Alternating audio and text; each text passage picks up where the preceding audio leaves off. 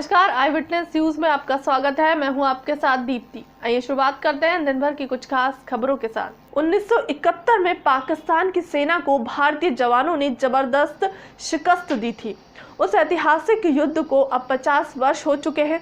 इस मौके पर देश के उन सभी शहरों में जहां आर्मी कैंप के एक मशाल यात्रा निकाली जा रही है। 16 दिसंबर 2020 को पाकिस्तान पर भारतीय सेना की विजय के 50 वर्ष पूरे हो गए हैं। विजय दिवस के मौके पर देश के विभिन्न शहरों में भेजी गई मशाल में से एक मशाल आज ग्वालियर के मुरार आर्मी कैंप पहुंची है।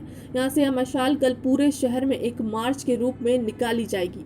इस मशाल यात्रा का उद्देश्य आम लोगों को 1971 के युद्ध में शहीद भारतीय सैनिकों के बलिदान को याद दिलाना है और विजय दिवस के शौर्य और महत्व से आम लोगों को रूबरू कराना है। रविवार 27 मार्च को यह मशाल यात्रा मुरार कैंट के बास ऑडिटोरियम से शुरू होकर शहर के विभिन्न सड़कों चौराहों से गुजरेगी। सिटी सेंटर, ग्वालियर फोर्ट और फूलबाग पर इस यात्रा को होल्ड किया जाएगा। यहाँ छोटे छोटे देशभक्ति के कार्यक्रम भी प्रस्तुत होंगे। गृह मंत्री नरोत्तम मिश्रा ने कहा कि कैबिनेट की वर्चुअल बैठक आज सीएम शिवराज सिंह चौहान के नेतृत्व में संपन्न हुई है, जिसमें धर्म स्वातंत्र विधेयक 2020 को कैबिनेट में मंजूरी मिली है। इससे पारित होते ही 1968 वाला विधेयक खत्म हो जाएगा। इस विधेयक में कुल 19 प्रावधान है, जिसमें किसी भी व्यक्ति द्वारा धर्म परिवर्तन करने पर 1 साल से 5 साल तक सजा का प्रावधान रहेगा। ST/SC या नाबालिग का धर्म परिवर्तन करने पर 2 साल से लेकर 10 साल तक की सजा का प्रावधान और 25,000 से 1 लाख तक का जुर्माना रहेगा। बगैर सूचना के विवाह शून्य माना जाएगा और बच्चों और पत्नी को संपत्ति का हिस्सा दिया जाएगा। इसी के साथ उन्होंने बताया कि इस मामले में थाना प्रभारी से ऊपर रैंक के अधिकारी जांच करेंगे और मौलवी, पुजारी और NGO और सारे गिरोह को भी सजा होगी। ये है और कोई भ्रम न फैले, उसके लिए सोशल मीडिया के माध्यम से भी हम अभियान चलाएं। धर्म स्वातंत्र विधेयक 2020 आज मध्य प्रदेश की कैबिनेट के द्वारा ध्वनिमत से पारित किया गया है। इसके पारित होते ही 1968 वाला धर्म स्वातंत्र विधेयक समाप्त हो जाएगा। धार्मिक व्यक्ति किसी भी धर्म से हो, वो धर्म परिवर्तन का आयोजन करता है, अधिनियम के तहत सूचना नहीं देने पर 3 से 5 वर्ष तक के कारावास तथा 50,000 तक के जुर्माने का इसमें प्रावधान किया गया है।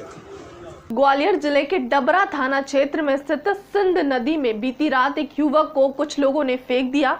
युवक तैरकर जान बचाने की कोशिश करता रहा। इसी बीच सूचना पर पहुंची 100 डायल के स्टाफ ने युवक को नदी से बाहर निकाला और सिविल अस्पताल ले गए, जहां उसे ग्वालियर रेफर कर दिया।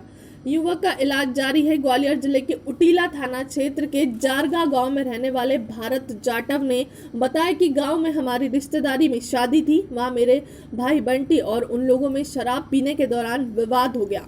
इसी दौरान उन लोगों ने 12 बोर की बंदूक मेरे भाई बंटी पर तान दी, लेकिन वहां मौजूद रिश्तेदार ने बीच बचाव कर मामला शांत कर दिया। हमने भी पुलिस में रिपोर्ट नहीं की, लेकिन रात को करीब 3 बजे कुछ लोग आए और बंटी को उठा ले गए। उसके साथ मारपीट की और फिर उसे सिंध नदी के पुल से नदी में फेंक दिया, जिसे डायल 100 के स्टाफ ने बचाकर अस्पताल में भर्ती कराया। ग्वालियर में वन जीवों के अंगों के बड़े कारोबार का खुलासा हुआ है। वन विभाग द्वारा एक किसान की दुकान से लगभग 8 जानवरों के प्रतिबंधित अंग बरामद किए गए हैं। फिलहाल मामले की जांच जारी है। 2 आरोपियों को हिरासत में लिया गया है। दरअसल मुरार थाना क्षेत्र के सदर बाजार स्थित भूरा पंसारी की दुकान में वन्य जीवों के अंगों का व्यापार होने की सूचना वन विभाग के अधिकारियों को मिली थी। सूचना के आधार पर वन विभाग की टीम मौके पर पहुंची तो वहां 8 वन्य प्राणियों के अवशेष पाए गए, जिसमें टाइगर, गोह और सियार समेत अन्य वन जीव शामिल हैं। शुरुआती जांच में 2 लोगों को हिरासत में लेकर पूछताछ की जा रही है। हालांकि इन वन जीवों के अंग कहां से आए हैं और कब से इसका व्यापार किया जा रहा है। फिलहाल के लिए अब तक की खबरों में इतना ही। देश दुनिया की तमाम बड़ी खबरों के लिए बने रहे हमारे चैनल के साथ। नमस्कार।